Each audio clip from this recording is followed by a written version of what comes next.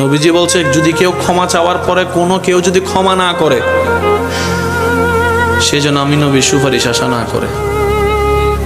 খুব মারাত্মক কথা কিন্তু। সেজন্য নবীজি বলছেন, হে আমার উম্মত, যা জামিলা হয়েছে, যার সাথে হয়েছে, তুমি ক্ষমা করে দাও, তুমি ক্ষমা করে দাও। সে ক্ষমা চাক না চাক, তুমি মাফ করে দাও। তুমি যদি মাফ করলে তোমার ইজ্জতের কমতি হয়, আমি মুস্তাফা থেকে হাসরের ময়দানে তোমার ইজ্জত বুঝে নিও।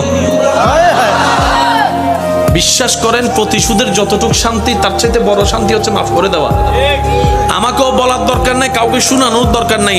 আপনার জীবনের সবচেয়ে বড় শত্রু, যে ইনডোর হোক, আউটডোর হোক, ঘরের হোক, বাহির হোক, যার সাথে আপনার বনেও না, যার সাথে চেহারা দেখতে ইচ্ছে করে না, এরকম কেউ থাকলে শুধু মনে মনে আমার দিকে তাকাই হলো কথাটা রাখার জন্য, শুধু মনে মনে বলেন, যা তোরা মাফ করে দিলাম।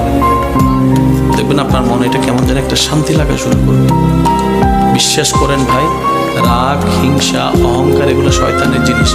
এগুলো নিয়ে কেউ শান্তিতে থাকতে পারে নাই। হারালেই জিতা যায় না, হারালেই।